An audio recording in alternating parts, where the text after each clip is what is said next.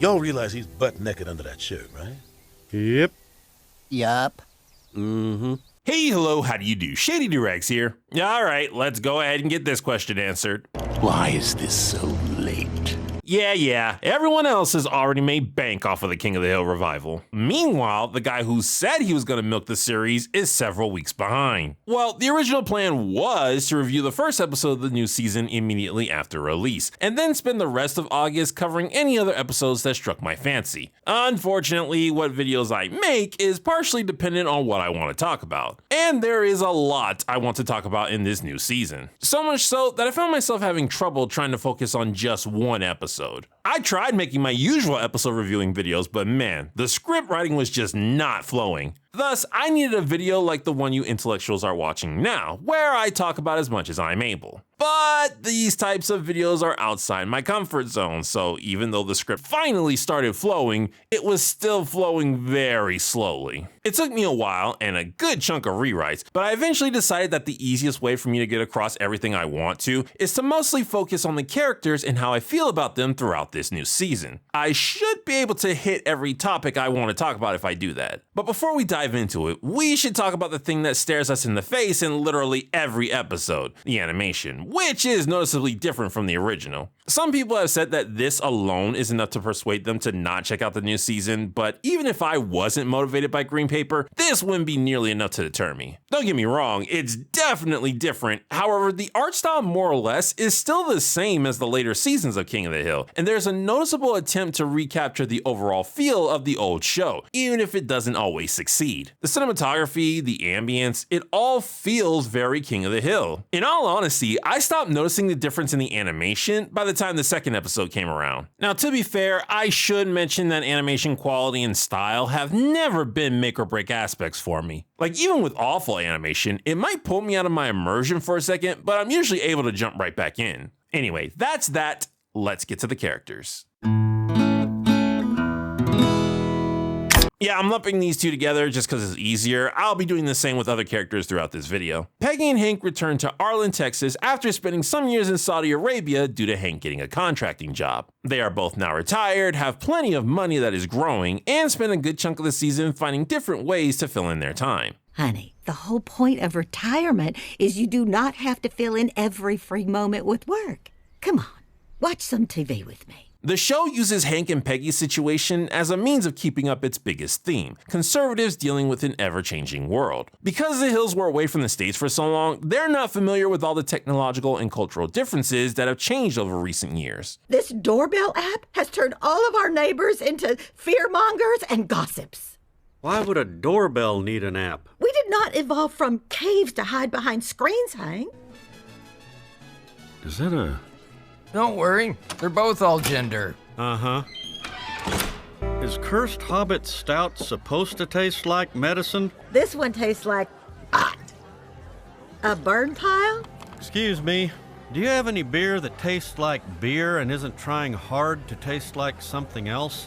Hank is pretty much the exact same character we left back in 2010. Sure, his scenario is different and some of his views on things like soccer have slightly changed, but this is the same character. He likes what America is on paper, gets annoyed at frivolous changes, but is willing to adapt and accept those changes if he's shown how good they can be. I was personally really fond of Hank being forced to confront his bias towards propane, specifically because it involved Bobby, and I am heavily invested in these two's relationship. And, well, the consensus here is that everyone loves the food. And that includes me.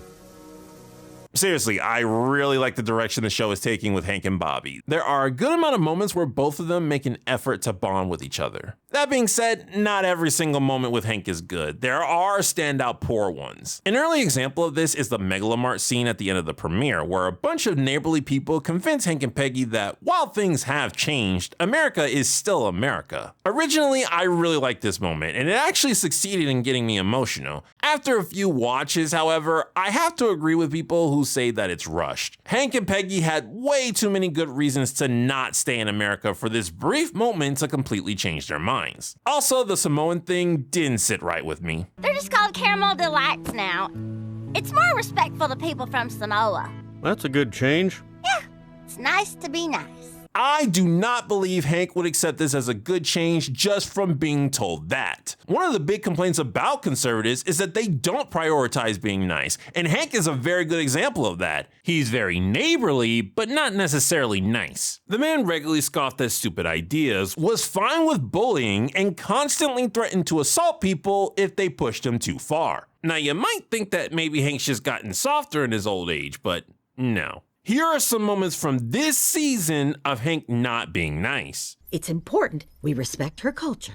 Weird isn't a culture. I don't have to respect weird. Obama was born in Hawaii. That's reason enough not to vote for him without making stuff up. Why are you giving the ball to the other team? That's bad for my kid's side. Yeah! What kind of call is that? The correct one. Now, I want to be clear. It's not that Hank wouldn't be capable of accepting the Samoan thing. Like I said, Hank is willing to accept change if he's shown why it's a good thing. But I don't think the explanation of it's more respectful to Samoans is something that would instantly win him over. A lot of people who disagree with changes like this do so because they don't think the initial act was something that was disrespectful. And I believe Hank would be one of those people. Also, word around the grapevine is that this entire narrative is just straight up false. Apparently Samoas and Caramel Delights aren't the same cookie. I don't really know much about it. Check out Squirrel Tactics video if you want more on that. This whole nice to be nice perspective feels like a topic the writers themselves thought was obviously something even a conservative would be okay with, so they didn't put much thought into it. And that brings me to my overall point. A pattern I've noticed with faulty Hank moments in this season is that the writing usually wants Hank to promote some idea it assumes he would, but it fails at putting in the proper work to make him like that idea. I'm looking at you, No Hank Left Behind. That episode is very likely to get its own review, as it is a candidate for the worst of the season. Anyway, I had way more to say about Hank than I do about Peggy, which is why I'm lumping the two together. Peggy is still pretty much the same character, though she has her Pegginess turned up to 10 throughout the entire season. Nothing she does is out of character, but if you find her shenanigans annoying, you might not be fond of this season, as she is on full blast in most, if not every episode she's in. Hank, what he just said is, next time, he is going to kill their whole family. Peggy, it's subtitled. He's wishing those orphans Merry Christmas. Well, that is embarrassing. They got the subtitles so wrong. Thankfully, I find Peggy hilarious, so I had a good time with her. Also, her new voice is perfect. I have no idea if Kathy intentionally meant to make herself sound aged up, or if she just can't physically do Peggy's original voice anymore. Whatever the case, it works. It sounds exactly like an older Peggy should sound. Why don't you get Bobby to help you make the beer? Then you can both name it after me. Peggy Ale.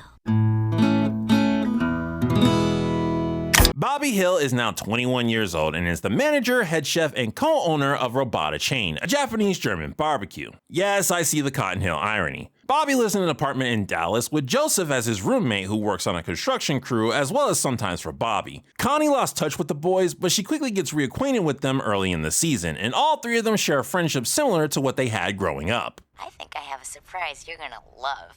Ask her if it's that thing. Joseph, I can hear you. Then answer me!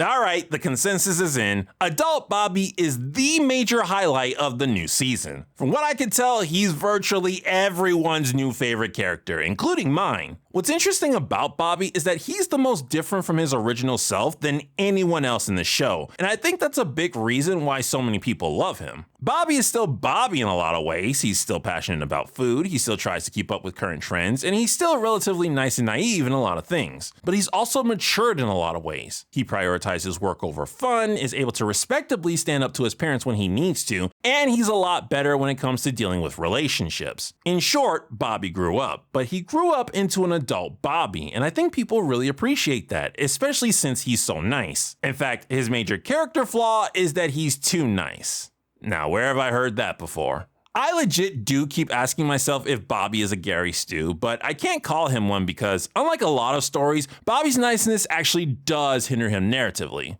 I know a nice guy like you wouldn't murder a sweet horse like this. Told you were too nice. Dude, there's no way we're keeping a horse.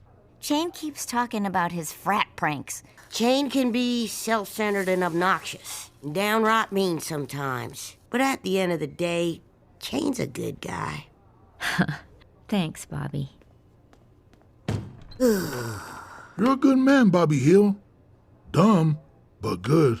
I mean, it also helps him at times. He's eventually able to date Connie again because he's so caring. But the point is that his niceness is treated like a character trait. Sometimes it helps him, sometimes it hurts him. And unlike Hank, this is a trait I believe Bobby would have. There are some things I didn't expect from Bobby, however. The texting thing specifically is weird. It would be my honor to... I'll do it. Bobby, you text like AI. The rules are confusing. Bobby doesn't strike me as the kind of guy who wouldn't understand the rules of texting. It's not a show ruiner, but it feels like a flaw that he was arbitrarily given and one that doesn't match his character. I also did not expect Bobby to be partners with Chain of all people. I mean, it doesn't take that much of a headcanon for it to make sense. Chain has money, Bobby has skills to make a business profitable. Even if they're reluctant about it, I could see them both eventually agreeing to do this, but man, did it hit me with a good one too. And lastly, I did not expect Pamela to still be voicing Bobby. This is a practice I don't really like, where a woman voices a boy character, and when that boy grows up, she's still voicing him even though he should have gone through puberty. But despite my displeasure, I do know why it's done. Voices are iconic to characters, and Bobby has one of the most recognizable voices in the show. It would be somewhat of a risk to get someone else to play him.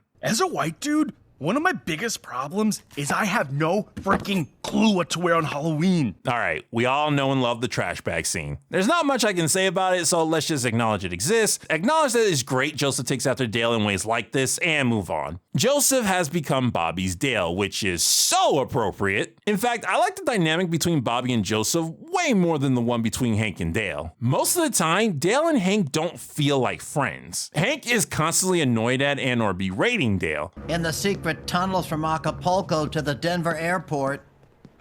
This is why I didn't want Dale to come. Bobby and Joseph actually feel like they enjoy each other's company and just sometimes say or do things that get on each other's nerves. We both fell asleep and got kicked out of the symphony. For having sex? Joseph, come on, man. Did you take your Adderall? In fact, all the Rainy Street kids have great chemistry with each other, which I am so happy about. Genuinely, these three together are the best parts of the new season for me. My favorite scene is literally just them hanging out in the apartment. But speaking of three, it's time to talk about the third Rainy Street kid. Connie's Supernuisance phone.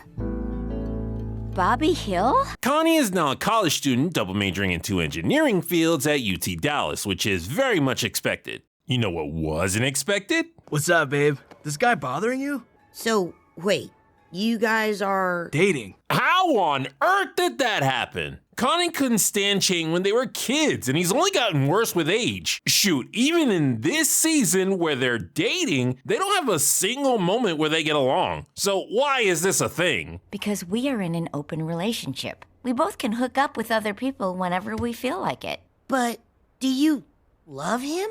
I like him. For this. Oh. Okay, let's deal with this can of worms. While Bobby is likely the most liked character of the new season, Connie seems to be the most hated, specifically because she's practicing ethical non-monogamy, also known as the less of a mouthful, polyamory.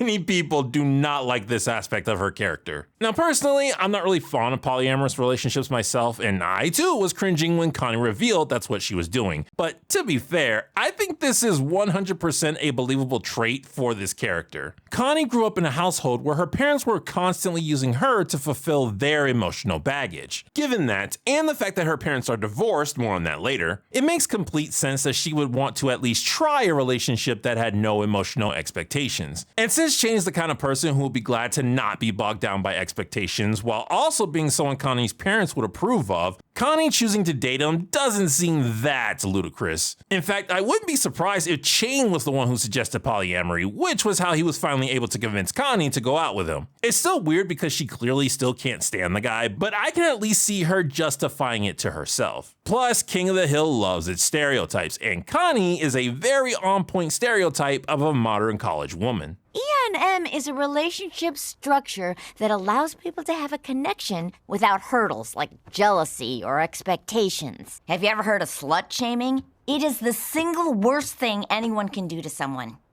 Now, a lot of people get stuck on this particular detail about Connie. However, one thing I really want to hammer home is that the show never says polyamory is good for the girl. In fact, she gets plenty of pushback for it. She's called out multiple times in the very episode she reveals her relationship, and said relationship backfires horribly. I'm gonna give you some space and get out of here. You're ditching me? Now? You know the rules of E&M. We don't have to burden each other with our problems. I do kind of wish there was more emphasis that Shane not being there for Connie is exactly what she asked for, but regardless, while she may have thought she wanted an open relationship, clearly that wasn't what was best for her. Have you ever thought maybe I'd be good for ethical non-monogamy too? Ah, Bobby, you'd end up getting hurt. And I would never do that to you. It's interesting that the show is putting Bobby and Connie back together. I wasn't fond of how they broke up, but I didn't really need them to be a couple again. I mean, I'm fine with them as a couple. They're cute together, and I think their relationship opens up potentially interesting stories, but all I wanted was for the Rain Street kids to remain friends. Well, I also would have liked it if Bobby said yet more than he did, and if the 3 Rain Street kids had stayed millennials. Yeah, with Bobby revealing that he's 21, and the season explicitly stating to be taking place after 2020, that makes these 3 Zoomers, which is definitely a retcon since Bobby celebrated the turn of the millennium when he was a tween. As a millennial myself, I can't help but feel personally attacked by this. Willow is a girl whom Bobby meets outside of his restaurant. She briefly starts dating Bobby and becomes a member of his inner circle. She seems like a typical modern young adult, the half-shaved dyed hair, the nose ring, the veganism, etc. She's also very unhinged, showing signs of being overly attached to Bobby and going to extremes when she's upset. The thing is, you know how I like to say King of the Hill loves its stereotypes? Well, Willow might be their attempt to break free from that, as she's revealed to have more to her than meets the eye. The girl can play a good game of football, she actually cares about and misses her deceased father, and she gives Bobby decent advice about communicating with his dad. It's kind of like I'm 11 again, overhearing my dad telling my mom that I better get better at math if I'm gonna be so bad at sports. Want my advice? Talk to Hank while he can still talk back. Unfortunately, I guess breaking stereotypes was just too much for King of the Hill to handle, since Willow only sticks around for 2 episodes and Bobby dumps her in the same episode they start dating. After that, this character just vanishes. Maybe something happened with the voice actor, I don't know, but it's so weird how much focus Willow gets only to be booted from the rest of the season. It felt like they were gonna do more with her. I can't say I'm particularly fond of this character. I mean, her design immediately brings up feelings of disgust and annoyance, but the show did succeed in getting me curious about where they were going to take her. So from an objective standpoint, it is a shame of how underutilized she is. But who knows? There's always the possibility that she'll return should we get more episodes. Dale, Bill, and Boomhauer all had some changes during the time skip, but nothing too major. Boomhauer is dating someone with a kid now, effectively making him a stepdad to a one Luke Jr., and he takes the role seriously, looking out for Luke and volunteering at the kids' soccer games. This is definitely not something we would expect from classic Boomhauer, as the dude was a stereotypical bachelor. However, it's not hard to believe that an older Boomhauer would do this, considering we've seen him grow weary of the bachelor life multiple times whenever he finds that special someone. What's weird about this is, the new season never shows the woman Boomhauer is dating. It's not a major problem or anything, but it is something that stands out. If someone can manage to get Boomhauer to play stepdad, I'm gonna want to see that person. Mr. Dotrieve, we know who you are. It's not like that.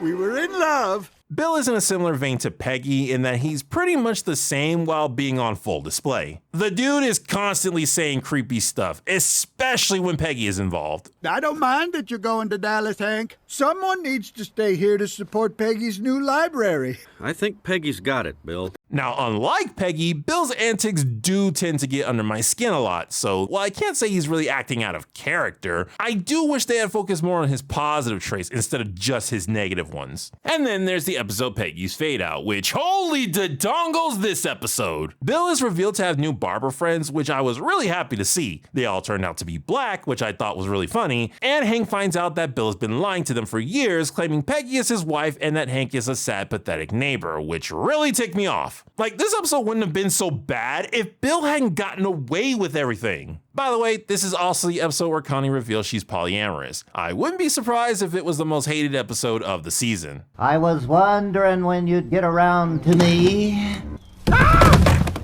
Dale doesn't seem to have changed at all. I genuinely don't notice anything different about him other than his looks and his voice. Speaking of which, and I really hate to say this, Dale's voice is the worst performance by far. Whereas Hank sounds the exact same and Peggy sounds like an older version of herself, Dale sounds like someone trying to do a voice and is very bad at hitting the inflections. Never shake hands with a foe. Could be your last handshake. I was only in office for 36 hours before I figured out the scam and denied the results of my own election. Hank, I am a trusted source now. A sober graybeard. The voice of common sense. I hate that I'm down talking Hartwick's final performances, but it is my honest opinion. Also, yes, I'm aware that not all of these lines are from Hartwick. His name doesn't always appear in the credits. But there's not really an episode that I can point to where Dale sounds better than he does in the others. Doesn't matter who voiced him, nobody did a good job. While most people have a problem with Connie, she's not the super homophone I'm livid about. Yeah, hang in there, and your marriage might last as long as ours. These two are the worst things about the new season. Hands down. Con and Minh, my goodness gracious, what did they do to you guys? First of all, let's address the elephant in the room. Con? Why are you breaking into your own garage? I'm not breaking in. I just couldn't find a door opener. Hey, maybe they will end up outlasting all of us one day. Remember, don't mention the anniversary party to Bill. Why? Why? I mean, yeah, Ted's voice change is very distracting, but the dude wasn't a major character. It's possible to get away with changing his voice. Con, on the other hand, is a staple of this series, and he has a very iconic voice. What, the kid who should sound like an adult gets to keep his original actor, but the grown man doesn't? Now, according to the internet, this happened because Toby Huss, Con's original voice actor, isn't Asian. And, you know, this logic. It's nice to be nice. For the record, the insinuation that you have to match the character's physical description to voice them is a practice I do not approve of. But ignoring my personal feelings about the situation and assuming that is what happened, was the person in charge of casting for Con this season only looking at ethnicity? Because this sounds nothing like him. Or is the concept that the fake accent in itself is bad, so they just removed it altogether? Ha ha ha ha! Missed again, Hank Hill. Whoever thought this needed to be done, I'm gonna let you in on a little secret. This is a show that went on for 13 seasons with this character being a mainstay. It's way too late to be doing something like this, and it's only gonna tick your audience off. But here's the thing. Just say the thing. Con's voice isn't even what ticks me off the most about these two. I'm living in the garage because me and Minh, we got divorced. Divorced? That's enough, Con. It's true, everyone. We have been divorced for 2 years. I hate this. I hate this so much. I hate that Con and Minh are divorced. And sadly, it looks like I'm in the minority here because I don't see many people complaining about this. Yes, Con and Minh were very mean people and showed a lot of spite to the world, but that doesn't mean they didn't love each other. It might be easy to think cruel people like them would get a divorce, but that's only if you focus exclusively on how they treated their neighbors. The last time we saw these two characters, they were in love and very much cared about each other. Previously on Avatar. Will you be my redneck bride? Yes, Con, I will. Now take me in the back of that El Camino. You ever make love to a future millionaire on pile of quarters? No, but ask me again tomorrow morning. I have a favor to ask. Con will be home alone for the first time in years. Maybe Hank could check on him? Make sure he's all right. Yet somehow we come back and all of that is just gone. And I know what some of you are gonna say. This kind of thing happens. Time passes and people fall out of love. And such a response forces me to once again remind people that realism does not equate to believability. In real life, it's possible that sometimes your problems are solved by luck or a deus ex machina. And in real life, sometimes a person will do something completely out of character just because they feel like it. But those types of things don't work in a story. There needs to be narratively established reasons for why things happen and why characters do what they do. For Con and Minh, whatever reasons they had for breaking up, those reasons were established off screen. And usually whenever someone does something off screen that would drastically change their character, it's because the writers needed them to be different in order to make the plot they want to have work. That's no good. But Shady, Bobby turned into a different person off screen and you love his character. How is Con and Minh getting a divorce any different than that? Well, I'm not sure if this is a satisfactory answer, but for the lack of a better one, there are enough clues to suggest Bobby would head in the direction he eventually wound up in. Between Hank raising him and Bobby being almost guaranteed to have some sort of growth from his child self, it makes sense that he would become a different person in various ways. In fact, Joseph being so close to his younger self is the one who doesn't make much sense. Look, when you get down to it, I'm not convinced Con and Minh broke up because it's what the characters would do. I'm convinced it happened specifically for the plot and the themes. Well, also because someone on the writing staff clearly hates Con. Okay, we're divorced. But I still live in the garage. I find that very sad. Like, my goodness gracious, even if I was on board with the whole divorce thing, why is Con living such a sad life in his garage? Just because these two are divorced doesn't mean they can't be housemates. There's even an open bedroom since Connie doesn't live with them anymore. What, I'm expected to believe that they not only fell out of love, but they freaking hate each other now? Seriously, what happened off screen to cause all this? Also, Con's biggest plight should be losing the honor among his fellow Laotians, but multiple times they focus on him longing to be a family man again, as if he didn't want the divorce in the first place and now he's super lonely. Why is Con facing nothing but negative consequences from this while Minh seems to be living it up? Consequences. Con was the breadwinner of the family and Minh was a housewife. If anyone should be struggling, it should be her. If I didn't know any better, I'd say someone's either trying to take their frustrations out on Con or they're trying to display a message of how unfair the divorce system is to someone like him. Which you can do, it just doesn't make sense to this specific character. That was more of a Bill thing. You know how sometimes stories have happy endings, but then the sequel or continuation comes around and it decides it wants to ruin those endings? Yeah, that's how my brain views this whole divorce debacle. Someone wanted drama and thought they could get away with it by splitting up two characters who were in love last we saw them and using the excuse of time changed them while they were off screen to justify it. Now, to be completely fair to the show, it is possible to have all of this make sense later by doing a flashback that shows exactly how Minh and Con got to this point. But that is something that could easily be mishandled, and until it happens, I'm going to maintain my stance. This is bad writing. This is bad characterization. This is bad continuity. This is bad. All right, lightning round. If I don't mention a character here, it's because I don't really have any thoughts on them. Nancy is back and she's working with John Redcorn permanently, which I don't think is something Nancy would do, but I can ignore that. This is done because the show wants to make more of its John Redcorn affair jokes. You and John Redcorn are perfect co-hosts. And the fans love our professional chemistry.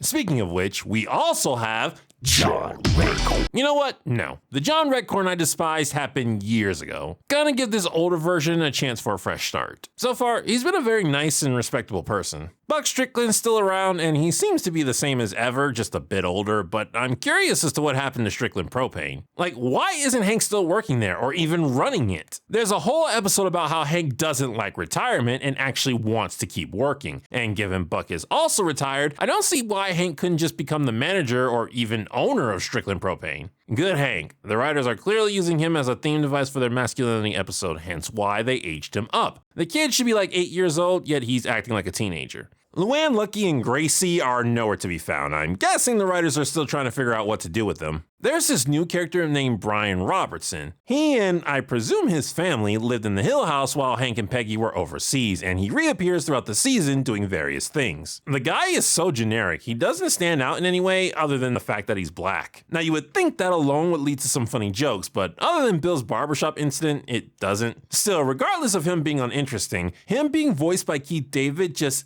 instantly makes him more likable as a character. Who voted for that nonsense? I did. Mayor Gribble was the devil you know. When they couldn't find you, Boomhauer stepped in.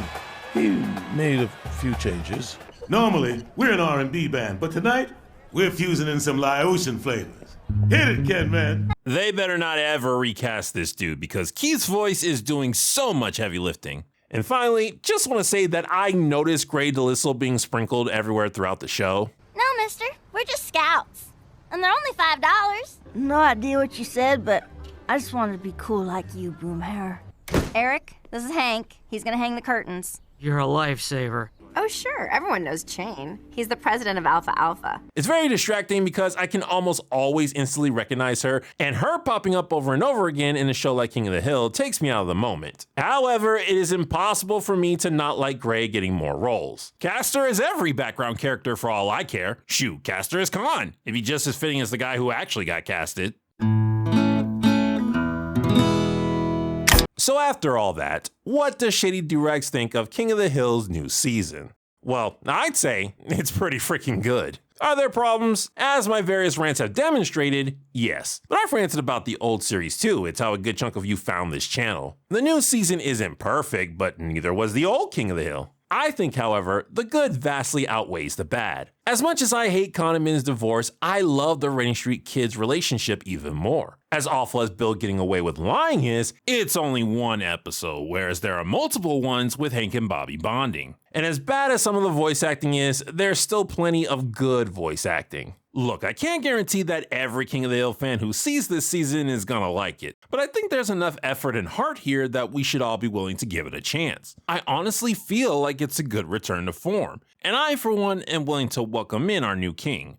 Or rather, welcome back our old one. This has been Shady Doorags. So long, farewell, auf Wiedersehen, goodbye.